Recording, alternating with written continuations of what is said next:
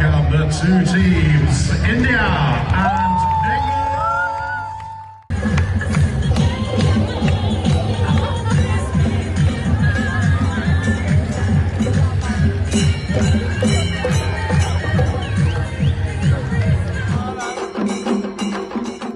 ഇംഗ്ലണ്ടിൽ നടന്ന ഇന്ത്യ-ഇംഗ്ലണ്ട് വനിതാ ട്വന്റി പരമ്പരയിലെ നിർണായക മൂന്നാം മത്സരം ഇന്ത്യ പരാജയപ്പെട്ടെങ്കിലും മലയാളികൾക്ക് അഭിമാനിക്കാവുന്ന മുഹൂർത്തങ്ങളാണ് സ്റ്റേഡിയമായ സോമർസെറ്റ് ടോണ്ടനിൽ അരങ്ങേറിയത്. കാണികൾക്ക് ആവേശം പകരുന്നതിനായി ഇന്ത്യൻ പാരമ്പര്യ കലാരൂപങ്ങൾ അവതരിപ്പിക്കാൻ സംഘാടകർ പ്രത്യേക അനുമതി നൽകിയിരുന്നു.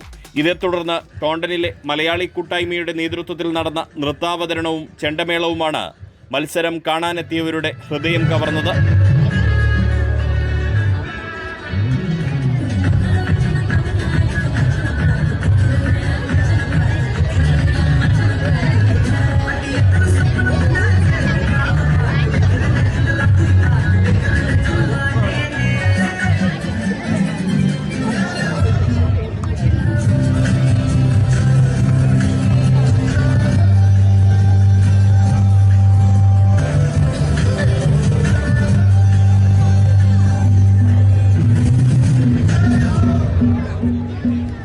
രംഗോലി റിഥംസാണ് നൃത്തപരിപാടി അവതരിപ്പിച്ചത്.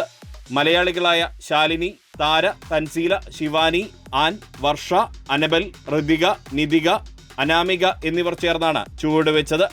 തുടർന്ന് ടോണ്ടൻ ബീറ്റ് സംഘം അവതരിപ്പിച്ച വാദ്യമേളവും അരങ്ങേറി. 5 വലംതല, 5 ഇലത്താളം, 15 ചെണ്ട എന്നിവയുടെ അകമ്പടിയോടെയായിരുന്നു ചെണ്ടമേളത്തിന്റെ അവതരണം. 25ഓളം മലയാളികൾ ചേർന്നാണ് ചെണ്ടമേളം അവതരിപ്പിച്ചത്.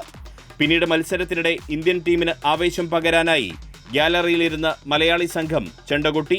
ഇന്ത്യൻ ടീം നായിക ഹർമൻപ്രീത് കൗർ പുറത്താകാതെ നേടിയ അർദ്ധ സെഞ്ചുറിയുടെ ബലത്തിൽ 5 വിക്കറ്റ് നഷ്ടത്തിൽ ഇന്ത്യ 180 റൺസ് നേടിയെങ്കിലും അത് മറികടന്ന് ആതിഥേയർ വിജയം സ്വന്തമാക്കി. നിർണായക മത്സരത്തിലെ വിജയത്തോടെ 2-1 പരമ്പരയും ഇംഗ്ലണ്ട് സ്വന്തമാക്കി.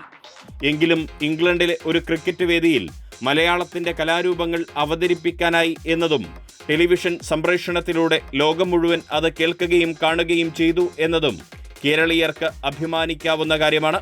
Riyas KMR, Kerala vision news.